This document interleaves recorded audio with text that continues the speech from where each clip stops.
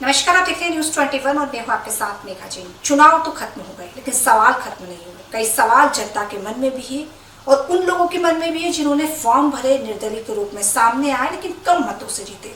जी हाँ, आज मेरे साथ ऐसे एक शख्स मौजूद है, मदन लाल मेमोड जी, जो प्रत्याशी बने, विधायक के तौर पर निर्दलीय सामने आए, घटिया विधानसभा से चुनाव लड़े, 700 से अधिक मत प्राप्त करे, लेकिन कहीं ना कहीं असंतुष्ट नजर आ रहे हैं।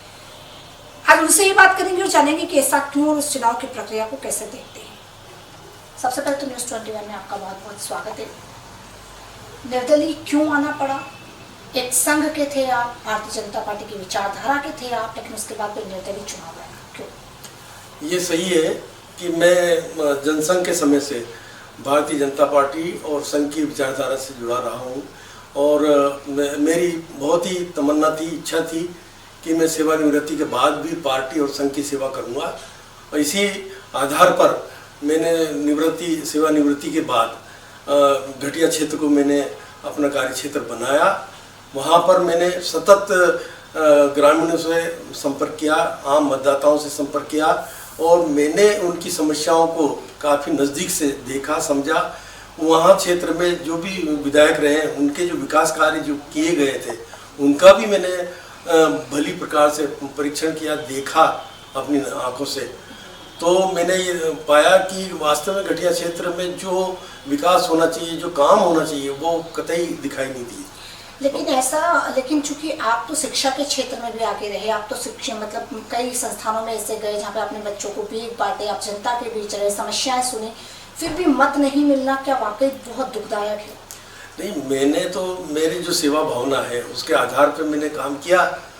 मैं ये नहीं कि ये मत देंगे। मुझे जब स्कूलों का निरीक्षण करते समय जो बच्चों की हालत वो देखी, बस्ते नहीं होते हैं और किताबें अपने हाथ में लेके गिरते पड़ते हैं, वो जो स्कूल जाना आना करते देखा मैंने। तो मैंने कुछ स्कूलों में बस्ते भी बांटे, काफ़ी किताबें भी मैंने बांटी है। और मैं तो ये चाहता हूँ कि ऐसे जो पिछड़े क्षेत्र में जो प्रतिभाशाली जो बच्चे हैं उनके लिए मैं कोचिंग क्लासेस चलवाऊँगा और आगे उनको प्रशासनिक सेवा में वो आए, इस क्षेत्र के पिछड़े क्षेत्र से जाए प्रशासनिक सेवा में, सरकारी नौकरियों में, और अपना इस क्षेत्र का नाम करे, परिवार का नाम करे, ऐसी मेरी योजना थी। मदन जी, लेकिन जब हम आपसे पहले भी बात कर रहे थे तो हमने देखा था कि आप मोदी जी के नेतृत्व से बड़े खुश थे। हिंदू तो देश में जब हिंदू की अलग जंग रही थी, जब हिंदू राष्ट्र की बात हो रही थी, तो आप बड़े खुश और आप ये कह भी रहे थे कि मोदी का नेतृत्व अच्छा है, भारत को हिंदू राष्ट्र होना चाहिए। ये बात बिल्कुल सही है। मैं मोदी जी से काफ़ी प्रभावित रहा हूँ और उनका जो कार्यशैली और जो उनका कॉन्फिडेंस है वो मेरे ख्याल से आज तक किसी नेता में मेरे को देखने को नहीं मिला। वो जो भी काम करते हैं पूरे आत्मविश्वास के साथ काम करते हैं। हिंदू एजेंडा एक उनका ऐसा एजेंडा है कि जो सारे हमारे देशवासियों के और जो हिंदू हैं उन पर उसका गहरा असर है और बहुत ज़्यादा विश्वास मोदी जी के उसमें है। आने वाले समय में भी मोदी जी इसी प्रकार काम करते रहेंगे तो बहुत देश को बहुत मजबूती देंगे और आगे बढ़ाएंगे। घटिया में रामलाल विधायक को लेकर के आप लगातार मजबूती से खड़े रहे और कहा कि ये किसी तरह का भी घटिया में इन्होंने काम नहीं किया, और आप सतीश मालविया को लेकर भी बात करते रहे। आपको शायद लगा कि ऐसे व्यक्ति को टिकट दे दिया गया है जो उस लायक नहीं था। रामलाल मालवीय जी की जो बात है वो वास्तव में उनका जो कार्यकर्ता है, जो पार्टी के कार्यकर्ता, वो भी उनको नापसंद कर रहे थे। वो ये चाहते थे कि नया चेहरा बने और 3 बार से जो विधायक होने के बाद उनकी कार्यशैली और उनके जो विकास कार्य हैं जो बिल्कुल नगण्य थे और इससे क्षेत्र के लोग भी नाराज़ थे, पार्टी के लोग भी नाराज़ रहे। और रहा सवाल बीजेपी के जो उम्मीदवार हैं सतीश मालविया, उनका व्यवहार, उनकी उद्दंडता, उनका जो अहम घमंड है और क्षेत्र के लोगों को साथ लेकर नहीं चलने की जो उनकी भावना है, और कुछ ऐसे काम है कि जो मैं इस पर चैनल पे बता भी नहीं सकता, मुझे अच्छा नहीं लगता। तो ऐसे कामों से वो काफ़ी बदनाम रहे और निश्चित रूप से कई समाज के लोग उनसे नाराज थे। अब आखिरी समय में किस प्रकार से बदलाव किया और उनकी माफ़ी मांगने से, उनके प्रायश्चित करने से या जन भावना में बदलाव आने से मोदी जी के कारण और हमारे जो मुख्यमंत्री जी की योजनाओं में जो उनने काम किया है शिवराज सिंह जी ने, उनके कारण जो बदलाव आया उसी से उनकी जीत हुई है। अन्यथा मैं समझता हूँ उनके व्यक्तिगत स्तर पर तो ऐसा संभव नहीं था। लेकिन चूंकि अब ठीक है, आप चुनावी मैदान में थे, मत नहीं मिला, लेकिन क्या आप वैसी ही सेवा करते रहेंगे जनता की जैसे पहले कर रहे थे? मेरे मन में तो है, मैं तो सेवाभावी आदमी रहा हूँ। और अगर कि आदमी व्यक्तिगत स्तर पर लोगों की जो सेवा करना चाहे ना, वह कर नहीं पाता है। कितना हम अपने व्यक्तिगत मुझसे कर पाएंगे। तो मुझे ये अच्छी तरह ज्ञान था कि शासन में रहकर हम ज़्यादा से ज़्यादा लोगों को वो कर सकते हैं। मेरी बहुत सारी कल्पनाएं थी।